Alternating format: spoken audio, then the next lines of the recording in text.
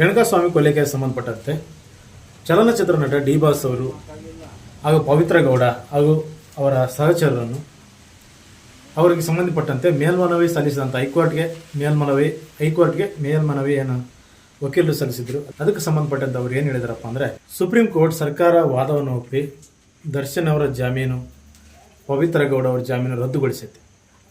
ಅಷ್ಟೇ ಅಲ್ಲ, ಕರ್ನಾಟಕ ಸರ್ಕಾರ ಪರವಾಗಿ ಹಿರಿಯ ಅನುಭವಿ ವಕೀಲರು ಸಿದ್ಧಾರ್ಥ್ ಲೂಥ್ರಾ ಅವರು, ಕರ್ನಾಟಕ ಸರ್ಕಾರದ ಅಡ್ವೊಕೇಟ್ ಜನರಲ್ ಆಗಿರುವಂಥ ಶಶಿಕುಮಾರ್ ಶೆಟ್ಟಿ ಇವರು ಏನು ಹೇಳ್ತಾರೆ ಅಂದರೆ, ಈ ಪ್ರಕರಣದಲ್ಲಿ ತನಿಖೆಯ ಸಮಯದಲ್ಲಿ ಕೂಡಿಟ್ಟಂಥ ಎಲ್ಲ ಸಾಕ್ಷ್ಯಾಧಾರಗಳನ್ನು ದಾಖಲೆ ಸಮೇತ ನ್ಯಾಯಾಲಯದ ಮುಂದೆ ಅವರ ವಾದವನ್ನು ಮಂಡಿಸಿರ್ತಾರೆ. ಅವರ ವಾದವನ್ನು ಒಪ್ಪಿ ಸುಪ್ರೀಂ ಕೋರ್ಟ್ ದರ್ಶನ್ ಹಾಗೂ ಅವರ ಸಹಚರರಿಗೆ ಜಾಮೀನು ರದ್ದುಗೊಳಿಸಿದೆ. ಇದು ಒಂದು ಮಹತ್ವವಾದ ನಿರ್ಣಯ ಅಂತೆ. ಕೊಲೆ ರೀತಿಯ ಘೋರ ಅಪರಾಧ ಮಾಡಿದರೆ ಅವರಿಗೆ ಜಾಮೀನು ಕೊಡುವ ಮುನ್ನ ನ್ಯಾಯಾಲಯ ಜಾಮೀನು ಅಂತ ವಿಚಾರ ಬಂದಾಗ ನ್ಯಾಯಾಲಯ ಎದ್ರ ಬಗ್ಗೆ ವಿಚಾರ ಮಾಡಬೇಕು ವಕೀಲರು ಹೇಳ್ತಾರೆ. ಅಂದರೆ ಹೈಕೋರ್ಟ್ ಚೆನ್ನಾಗಿ ಕೆಲಸ ಮಾಡಿಲ್ಲ ಅಂತೇಳಿ ಕಠೋರವಾಗಿ ಕೆಲವರು ನಿಂದನೆ ಮಾಡಿದಾರಂತೆ.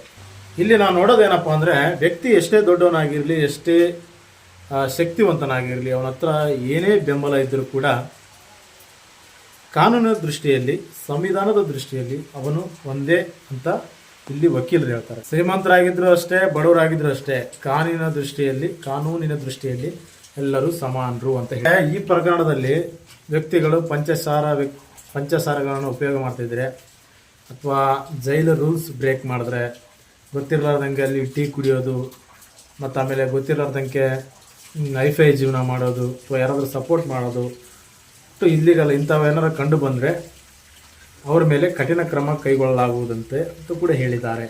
ಜೈಲಿನ ಸೂಪರಿಂಟೆಂಡೆಂಟ್ ಆಗಿರ್ಬೋದು, ಅಲ್ಲಿರುವಂಥ ಮ್ಯಾನೇಜ್ಮೆಂಟ್ನವರಾಗಿರ್ಬೋದು, ಅಲ್ಲಿರುವಂಥ ಅಧಿಕಾರಿಗಳಾಗಿರ್ಬೋದು, ಎಲ್ಲರೂ ಕೂಡ ಪನಿಷ್ಮೆಂಟ್ ಆಗುತ್ತೆ ಅಂತ ಕೂಡ ತಿಳಿಸಿದ್ದಾರೆ. ಚಹಾ ಕುಡಿಯೋದು, ಸಿಗರೇಟ್ ಸೇದೋದು ಮತ್ತು ಫೋನಲ್ಲಿ ಮಾತಾಡೋದು, ಇದರ ಬಗ್ಗೆ ಕೂಡ ಕಠಿಣ ಕ್ರಮ ಮಾಡಿದರೂ ಕೂಡ ಕಠಿಣ ಕ್ರಮ ಕೈಗೊಳ್ಳುತ್ತೇವೆ ಅಂತ ಕೂಡ ಅಧಿಕಾರಿಗಳು ತಿಳಿಸಿದ್ದಾರೆ. ದ್ವಿಸದಸ್ಯ ಪೀಠದ ನ್ಯಾಯಾಧೀಶರಾದಂಥ HT ಪರ್ಡಿವಾಲ್ ಅವರು ಕೂಡ ಇದರ ಬಗ್ಗೆ ಗಂಭೀರವಾಗಿ ಪರಿಗಣಿಸಿ ತಿಳಿಸಿದ್ದಾರೆ. ಇದು ಒಂದು ರಿಮಾರ್ಕೆಬಲ್ ಜಡ್ಜ್ಮೆಂಟ್ ಅಂತ ವ್ಯಾಖ್ಯಾನ ಮಾಡಿದಾರಂತೆ. ಇಲ್ಲಿ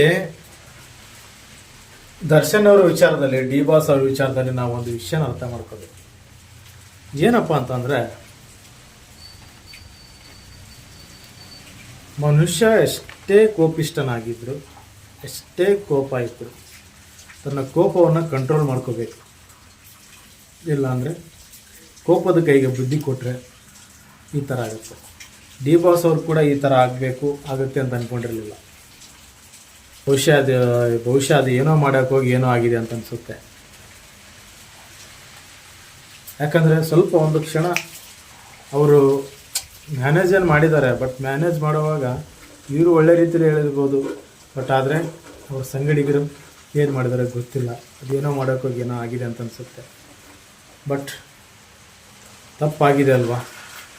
ಅದ್ರ ಬದಲಾಗಿ ನನ್ನ ಪ್ರಕಾರ, ನನ್ನ ಸಜೆಷನ್ ಹೇಳ್ಬೇಕಂದ್ರೆ, ನಾನು ಡಿ ಬಾಸ್ ಅವರೇನು ವಿರೋಧಿ ಅಲ್ಲ. ಅವರಂದ್ರೆ ನನಗೆ ಇಷ್ಟ. ಅವ್ರ ಪ್ರತಿಯೊಂದು ಸಿನಿಮಾಗಳು ನೋಡಿದ್ದೀನಿ. ಅವ್ರ ಆ್ಯಕ್ಟಿಂಗ್ ಚೆನ್ನಾಗಿದೆ. ಜನಮತ್ ಜೋಡಿ ಸಿನಿಮಾಯಿಂದ ಲೈಟ್ ಬಾಯಾಗಿ ಸೇರಿಕೊಂಡವರು. ಮತ್ತು ಪ್ರಾಣಿಗಳ ಬಗ್ಗೆ ಭಾಳ ಗಮನ ಇದೆ ಅವ್ರಿಗೆ. ಅವ್ರ ಕೈಗೆ ಎತ್ಕೊಳ್ಳೋ ಬದಲು ಕಾನೂನನ್ನು, ದರ್ಶನ್ ಅವರು ಕಾನೂನು ಅವ್ರ ಕೈಗೆ ಎತ್ಕೊಳ್ಳೋ ಬದಲು ಪೊಲೀಸರಿಗೆ, ಆ ಚಿತ್ರದುರ್ಗದ SP ಅಥವಾ ಇನ್ಸ್ಪೆಕ್ಟರ್ ಪೊಲೀಸರಿಗೆ ಒಂದು ಮಾತು ಫೋನ್ ಹಚ್ಚಿ ತಿಳಿಸಿಬಿಟ್ಟಿದ್ರೆ ಅವರೇ ಆ ಅಪರಾಧಿಗಳಿಗೆ ಲಾಠಿ ಹಾಕಿ ಸರಿಯಾಗಿ ರುತ್ತಿದ್ರು. ಬಟ್ ಕಾನೂನು ಕೈಗೆ ಎತ್ಕೊಂಡಿದ್ದಕ್ಕೆ ಈ ಥರ ಆಗಿದೆ ಅನಿಸುತ್ತೆ. ಯಾರೇ ಆಗಲಿ, ಯಾವುದೇ ತಪ್ಪಾಗಲಿ, ಏನೇ ಆಗಲಿ, ಕಾನೂನು ನಿಮ್ಮ ಕೈ ತೆಗೆದುಕೊಳ್ಳೋದಕ್ಕೆ ಮುಂಚೆ ವಿಚಾರ ಮಾಡಿರಿ. ಇಲ್ಲಾಂದರೆ ಈ ಥರ ಪರಿಸ್ಥಿತಿ ಆಗುತ್ತೆ. ಮತ್ತು ಇನ್ನೊಂದೇನೆಂದರೆ, ಕಾಮನ್ ಆಗಿ ಆಗಲಿ ಸಣ್ಣ ಪುಟ್ಟ ಹೊಡೆತ ಬಿದ್ದಿದ್ರೆ ಏನಾಗ್ತಿರಲಿಲ್ಲ.